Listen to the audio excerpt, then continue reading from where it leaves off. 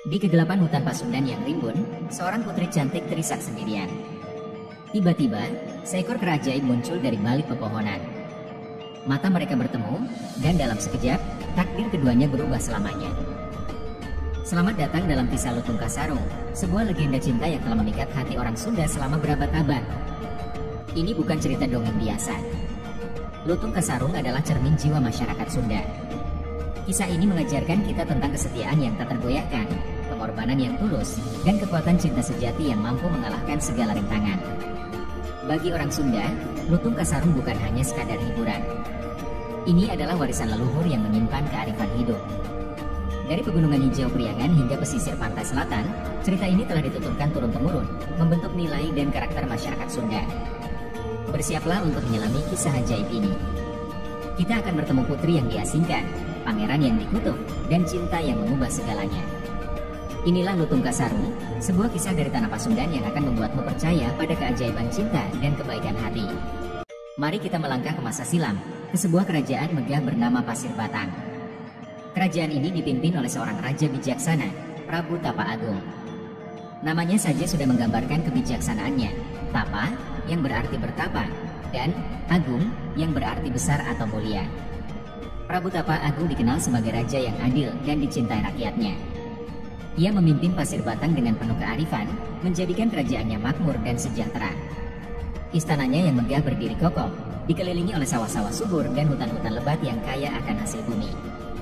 Namun, di balik kemegahan istana, ada cerita lain yang berkembang. Prabu Tapa Agung memiliki dua orang putri yang sangat berbeda satu sama lain. Yang sulung bernama Purbararang. Cantik jelita, namun sayangnya kecantikannya tidak selaras dengan hatinya. Purbararang dikenal angkuh dan ambisius. Ia selalu haus akan kekuasaan dan pengakuan. Matanya yang tajam sering menyiratkan rasa iri dan dengki, terutama kepada adiknya. Sementara si bungsu, Purbasari, adalah cermin yang bertolak belakang dari kakaknya. Parasnya tak kalah cantik, namun yang lebih menonjol adalah keindahan hatinya. Purbasari dikenal lembut, rendah hati, dan selalu peduli pada orang lain. Ia dicintai oleh para pelayan istana dan rakyat jelata karena kebaikan hatinya. Perbedaan sifat kedua putri ini sering menjadi bahan perbincangan di istana. Para dayang berbisik-bisik, menebak-nebak siapa yang akan dipilih sang raja untuk menggantikannya kelak. Sebagian mendukung Purbararang karena ia yang lebih tua dan berpengalaman. Namun banyak pula yang diam-diam berharap Purbasari lah yang terpilih karena sifatnya yang bijaksana dan penuh kasih. Prabu Tapa Agung sendiri tampaknya belum memberi tanda-tanda akan memilih salah satu dari putrinya. Ia mengamati keduanya dengan seksama, menimbang-nimbang dalam hatinya siapa yang paling layak memimpin Pasir Batang di masa depan. Namun takdir sepertinya punya rencana lain. Tanpa disadari oleh siapapun, sebuah kejadian besar akan segera mengubah hidup kedua putri ini dan juga nasib seluruh kerajaan Pasir Batang. Suatu hari, Prabu Tapa Agung mengumpulkan seluruh pejabat istana dan rakyatnya di alun-alun kerajaan. Dengan suara lantang, ia mengumumkan keputusan yang mengejutkan semua orang. Purbasari, sang putri bungsu, dipilih sebagai pewaris tahta kerajaan Pasir Batang. Gemuruh sorak-sorai memenuhi alun-alun. Rakyat jelata bersuka cita karena mereka tahu kebaikan hati Purbasari. Namun di sudut istana, sepasang mata menatap tajam penuh kebencian. Purbararang, sang kakak, merasa dipermalukan dan diabaikan. Malam itu juga, Purbararang mengunci diri di kamarnya. Amarah dan rasa iri membakar hatinya. Tidak bisa dibiarkan, pikirnya. Tahta itu harusnya menjadi milikku. Berhari-hari Purbararang menyusun rencana. Ia memanggil tabib istana yang licik dan berkata, "Aku ingin kau membuat ramuan yang bisa membuat adikku sakit. Sakit yang sangat buruk hingga ayahanda tak punya pilihan selain mengasingkannya." Sang tabib, yang takut akan ancaman Purbararang, akhirnya menuruti permintaan itu. Ia membuat ramuan dari dedaunan beracun dari hutan terlarang. Pada suatu malam, saat Purbasari tertidur lelap, Purbararang menyelinap ke kamar adiknya dan menuangkan ramuan itu ke dalam minumannya. Keesokan harinya, seluruh istana gempar. Purbasari ditemukan terbaring lemah di tempat tidurnya. Sekujur tubuhnya dipenuhi bintil-bintil menjijikan. Para tabib istana kebingungan, tak ada yang bisa menyembuhkan penyakit aneh ini. Purbararang berpura-pura prihatin menghadap ayahnya. "Ayahanda," katanya dengan nada sedih yang dibuat-buat, "Adinda Purbasari telah terkena kutukan. Jika ia tetap tinggal di istana, kutukan ini bisa menular ke seluruh kerajaan." Sebaiknya ia diasingkan ke hutan sampai sembuh. Prabu Tapa Agung dengan berat hati akhirnya menyetujui usulan ini. Dengan air mata berlinang, ia memerintahkan Purbasari untuk tinggal di sebuah pondok di tengah hutan, jauh dari keramaian istana. Purbasari yang malang, masih lemah dan kebingungan, hanya bisa menurut. Ia diantar ke tepi hutan oleh beberapa pengawal istana. Sebelum pergi, sang raja berpesan, "Putriku, maafkan ayahanda. Ini demi kebaikanmu dan kerajaan. Semoga para dewa melindungimu. Kembalilah jika kau telah sembuh." Dengan langkah gontai dan hati yang pedih, Purbasari memasuki hutan belantara. Ia tak tahu apa yang menantinya di sana. Yang ia tahu, hidupnya tak akan pernah sama lagi. Sementara itu, di istana, Purbararang tersenyum puas. Rencananya berhasil. Kini, pikirnya, tak ada lagi yang menghalangi jalannya menuju tahta kerajaan Pasir Batang. Bayangkan, dari kemewahan istana, kini Purbasari harus bertahan hidup di tengah hutan belantara. Hari-hari pertamanya dipenuhi air mata dan keputusasaan. Tubuhnya yang lemah dan dipenuhi bintil-bintil menjijikan membuatnya sulit bergerak. Ia harus berjuang keras hanya untuk mencari makanan dan air. Malam-malam di hutan terasa mencekam. Suara lolongan binatang buas membuat Purbasari gemetar ketakutan. Ia merindukan kehangatan keluarganya, kemewahan istananya. Namun yang ada hanyalah kesunyian hutan yang seolah tak berujung. "Mengapa nasibku begini?" tangisnya setiap malam. "Apakah aku akan mati sendirian di sini?" Namun takdir berkata lain. Pada suatu pagi yang cerah, saat Purbasari sedang mencoba mengumpulkan buah-buahan, ia mendengar suara gemerisik dari semak-semak. Ketakutan, ia bersembunyi di balik pohon besar. Tiba-tiba, melompatlah seekor lutung, kera hitam yang besar dan gagah. Tapi ada yang aneh dengan lutung ini. Matanya memancarkan kecerdasan yang tidak biasa untuk seekor binatang. Dan yang lebih mengejutkan, lutung itu bisa berbicara. "Jangan takut, Putri Purbasari," kata si lutung dengan suara yang lembut. "Aku datang untuk membantumu." Purbasari terkesiap. "Bagaimana kau bisa bicara? Dan dari mana kau tahu namaku?" Lutung itu tersenyum. Jika bisa dikatakan seekor lutung bisa tersenyum. "Aku adalah Lutung Kasarung. Aku diutus para dewa untuk melindungimu." Awalnya Purbasari ragu. Tapi perlahan-lahan, ia mulai mempercayai Lutung Kasarung. Kera ajaib ini mengajarinya cara bertahan hidup di hutan. Ia menunjukkan mana tumbuhan yang bisa dimakan dan mana yang beracun. Ia bahkan membantu Purbasari membangun pondok yang lebih layak. Hari demi hari berlalu. Lutung Kasarung selalu ada di sisi Purbasari, menghiburnya saat ia sedih, melindunginya dari bahaya. Kehadiran lutung ajaib ini membuat hari-hari Purbasari di pengasingan menjadi lebih cerah. Yang mengejutkan, bintil-bintil di tubuh Purbasari perlahan-lahan mulai menghilang. Entah karena udara segar hutan atau karena kebahagiaan yang ia rasakan bersama sahabat barunya, kesehatan Purbasari berangsur pulih. Suatu malam, saat mereka duduk di depan pondok memandangi bintang-bintang, Purbasari berkata, "Lutung Kasarung, aku tak tahu harus berterima kasih bagaimana padamu. Kau telah menyelamatkan hidupku." Lutung Kasarung hanya tersenyum misterius. "Ini belum berakhir, Putri. Perjalananmu masih panjang. Tapi ingatlah, aku akan selalu ada di sisimu." Purbasari tak mengerti maksud kata-kata itu. Yang ia tahu, untuk pertama kalinya sejak diasingkan ke hutan, ia merasa tidak sendirian lagi. Bersama Lutung Kasarung, ia merasa bisa menghadapi apapun. Malam itu, bulan purnama bersinar terang di atas hutan. Purbasari dan Lutung Kasarung duduk di tepi sungai, memandangi air yang berkilauan tertimpa cahaya bulan. "Purbasari," kata Lutung Kasarung tiba-tiba, "sudah tiba waktunya kau tahu siapa aku sebenarnya." Purbasari menoleh, matanya penuh tanya. Lutung Kasarung melanjutkan dengan suara yang dalam dan misterius.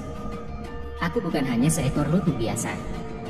Dahulu, aku adalah seorang pangeran dari Kahyangan, bernama Guru Minda Kahyangan."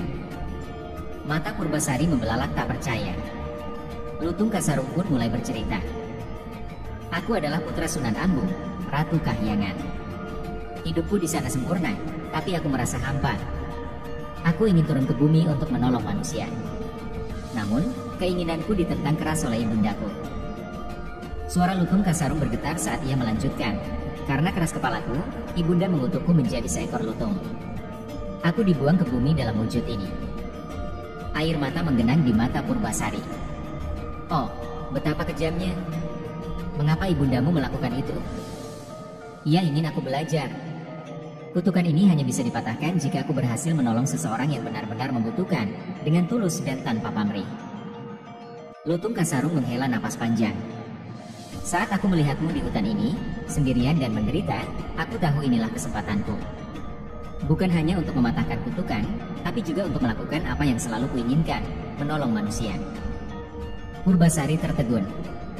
Jadi, kau menolongku hanya untuk mematahkan kutukanmu? Awalnya, mungkin begitu, jawab Lutung Kasarung lembut.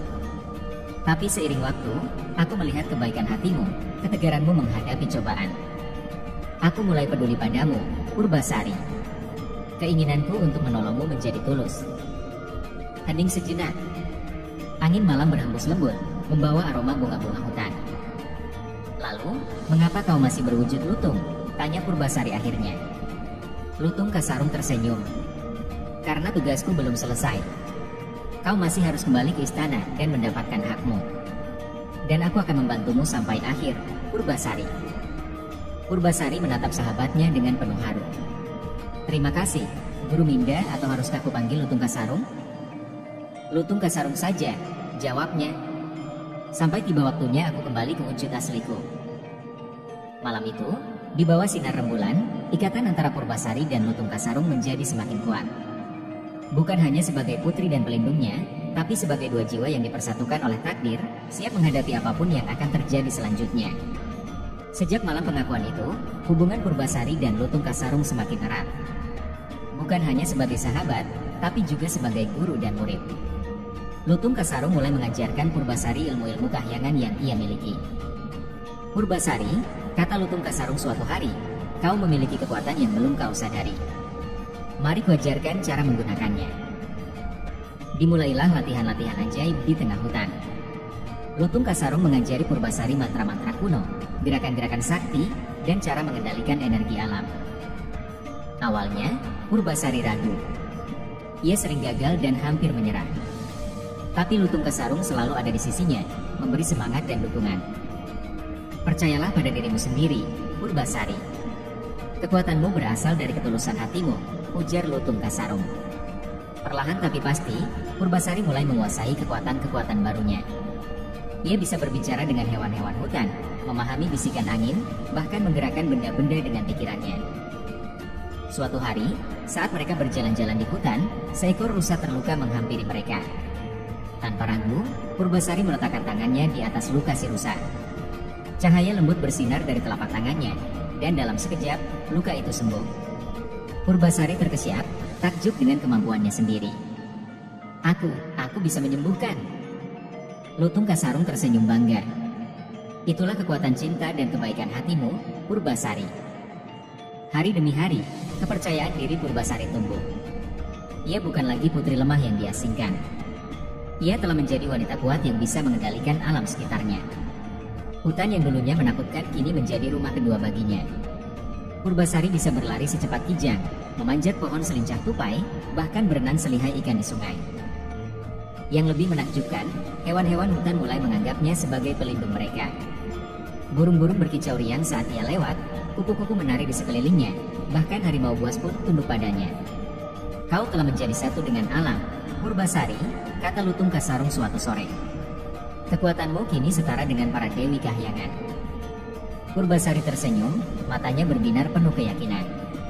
Ini semua berkatmu, Lutung Kasarung. Kau telah membantuku menemukan kekuatan dalam diriku sendiri. Lutung Kasarung mengangguk. Kau telah siap, Purbasari. Siap untuk kembali dan menghadapi takdirmu. Purbasari menatap jauh ke arah matahari terbenam. Ia tahu, petualangannya belum berakhir. Tapi kini, dengan kekuatan barunya dan Lutung Kasarung di sisinya, ia merasa siap menghadapi apapun. Ya, katanya mantap. Aku siap kembali ke Pasir Batan. Kabar kepulangan Purbasari menyebar cepat ke seluruh kerajaan Pasir Batan. Rakyat bersuka cita, tapi tidak dengan Purbararang. Amarahnya memuncak melihat adiknya kembali dengan kecantikan yang bahkan melebihi dirinya. Di aula istana, Purbararang menghadap Raja Prabu Tapa Agung. Dengan licik, ia berkata, "Ayahanda, untuk membuktikan siapa yang layak menjadi ratu, izinkan kami mengadakan sayembara." Sang raja yang ingin adil menyetujui usulan ini. Purbasari dengan kerendahan hatinya juga menerima tantangan ini. Dimulailah serangkaian kontes yang akan menentukan nasib kerajaan Pasir Batang. Kontes pertama, kecantikan. Purbararang tampil dengan gaun mewah dan perhiasan berkilauan. Tapi ketika Purbasari melangkah maju, seluruh aula terkesiap. Kecantikannya memancar dari dalam, membuat ia bersinar tanpa perlu hiasan apapun. Purbasari lebih cantik, seru para juri. Purbararang menggertakkan gigi, ini belum berakhir. Kontes kedua, panjang rambut. Purbararang yakin ia akan menang. Rambutnya yang panjang terurai hingga mata kaki. Tapi ketika Purbasari mengurai rambutnya, semua terkejut. Rambutnya lebih panjang, lebih hitam, dan lebih berkilau, menjuntai hingga menyentuh lantai. Rambut Purbasari lebih indah, seru para juri lagi. Wajah Purbararang memerah menahan amarah. Ia pun mengeluarkan tantangan terakhir. "Baiklah," desisnya. "Kita lihat siapa yang memiliki tunangan paling tampan." Purbasari terdiam. Ia tak memiliki tunangan. Tapi sebelum ia bisa berkata apa-apa, Lutung Kasarung melompat ke sampingnya. Purbararang tertawa mengejek. "Lihat, tunanganmu hanya seekor kera jelek." Tapi tawa itu tak bertahan lama. Tiba-tiba, cahaya terang menyelimuti Lutung Kasarung. Dalam sekejap, sosok kera itu berubah menjadi seorang pangeran yang sangat tampan. Seluruh aula terkesiap. Bahkan Purbararang pun terpana. "Perkenalkan," kata Purbasari dengan senyum lembut. "Ini tunanganku, Guru Minda Kahyangan, pangeran dari negeri Kahyangan." Tak perlu menunggu keputusan juri. Semua orang tahu siapa pemenangnya. Purbararang jatuh berlutut, air mata mengalir di pipinya. "Maafkan aku, adikku. Aku telah dibutakan oleh keserakahan dan iri hati." Purbasari, dengan kebesaran hatinya, mengulurkan tangan pada kakaknya. "Aku memaafkanmu, Kak. Mari kita mulai lembaran baru." Prabu Tapa Agung, dengan mata berkaca-kaca, memeluk kedua putrinya. "Purbasari, kau telah membuktikan dirimu layak menjadi ratu. Bukan hanya karena kecantikan dan kekuatanmu, tapi karena kebaikan dan kebijaksanaan hatimu." Hari itu, kerajaan Pasir Batang bersuka cita. Mereka tak hanya mendapatkan ratu baru, tapi juga pelajaran berharga tentang cinta, pengampunan, dan kemenangan kebaikan atas kejahatan. Cahaya keemasan menyelimuti sosok Lutung Kasarung, menyilaukan mata semua yang hadir. Ketika cahaya itu memudar, terlihatlah sosok seorang pangeran tampan yang berdiri dengan gagah. Guru Minda Kahyangan telah kembali ke wujud aslinya. "Kutukanku telah terpatahkan," ujarnya dengan suara yang dalam dan merdu. "Berkat cinta tulus dan pengorbanan Purbasari." Purbasari, dengan mata berkaca-kaca, menggenggam tangan Guru Minda. "Kita telah melalui banyak hal bersama. Kini, mari kita bangun masa depan Pasir Batang." Raja Prabu Tapa Agung, dengan senyum bijaksana, menyerahkan mahkota kerajaan kepada Purbasari. "Putriku, dengan ini kunyatakan engkau sebagai Ratu Pasir Batang. Pimpinlah kerajaan ini dengan kebijaksanaan dan kasih sayang seperti yang telah kau tunjukkan." Sorak-sorai membahana di seluruh istana. Rakyat Pasir Batang bersukacita menyambut ratu baru mereka. Di tengah kegembiraan itu, Purbararang dan tunangannya, Indrajaya, berlutut di hadapan Purbasari. "Adikku, ratuku." Purbararang berkata dengan suara bergetar, "Kami siap menerima hukuman atas kejahatan kami." Semua mata tertuju pada Purbasari. Apakah ia akan menghukum kakaknya yang telah berbuat jahat? Purbasari tersenyum lembut. Ia mengulurkan tangan, membantu Purbararang berdiri. "Tidak ada hukuman, kakak. Yang ada hanyalah pengampunan dan kesempatan untuk memperbaiki diri." Purbararang terisak, memeluk adiknya erat. "Terima kasih, Purbasari. Aku berjanji akan mendedikasikan hidupku untuk menembus kesalahanku dan membantu rakyat Pasir Batang." Purbasari mengangguk. "Dan aku akan dengan senang hati menerimamu sebagai penasihat kerajaan. Kita akan memimpin Pasir Batang bersama-sama." Guru Minda Kahyangan melangkah maju, menggenggam tangan Purbasari.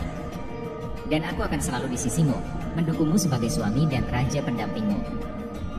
Hari itu, Kerajaan Pasir Batang tidak hanya mendapatkan ratu baru. Mereka juga menyaksikan kekuatan cinta, pengampunan, dan persaudaraan yang sejati. Purbasari dan Guru Minda Kahyangan memimpin Pasir Batang dengan bijaksana.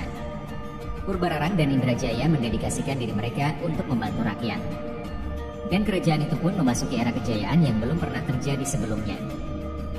Demikianlah kisah Lutung Kasarung, sebuah legenda yang mengajarkan kita bahwa kebaikan hati dan cinta sejati dapat mengalahkan segala rintangan, bahkan mengubah kutukan menjadi berkah. Kisah Lutung Kasarung telah kita ikuti bersama, sebuah legenda yang telah memikat hati masyarakat Sunda selama berabad-abad. Mari kita renungkan bersama, apa makna di balik cerita ini? Pertama, kita belajar bahwa penampilan bisa menipu. Lutung Kasarung, yang terlihat hanya sebagai seekor kera, ternyata adalah pangeran yang gagah dan bijaksana. Ini mengingatkan kita untuk tidak menilai seseorang hanya dari tampilan luarnya. Kedua, cerita ini mengajarkan kita tentang kekuatan cinta yang tulus dan pengorbanan. Cinta Purbasari dan Lutung Kasarung tidak hanya mengalahkan kutukan, tapi juga mengubah hati yang keras seperti Purbararang. Ketiga, kita melihat bahwa kebaikan hati dan kebijaksanaan lebih berharga daripada kecantikan fisik atau kekuasaan.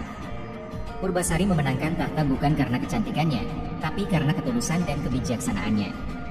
Keempat, legenda ini menunjukkan kekuatan pengampunan. Purbasari memilih untuk memaafkan kakaknya, mengubah musuh menjadi sekutu, dan membawa kedamaian ke seluruh kerajaan. Dan yang terakhir, kita belajar bahwa penderitaan dan cobaan bisa menjadi jalan menuju kebijaksanaan dan kekuatan. Pengasingan Purbasari ke hutan justru membuatnya tumbuh menjadi pemimpin yang tangguh dan bijaksana. Mengapa kisah ini tetap relevan dalam budaya Sunda hingga saat ini? Karena nilai-nilai yang diangkat, cinta, pengorbanan, kebijaksanaan, pengampunan, adalah nilai-nilai universal yang selalu kita butuhkan di masa lalu, saat ini, dan di masa depan. Lutung Kasarung bukan sekadar dongeng pengantar tidur.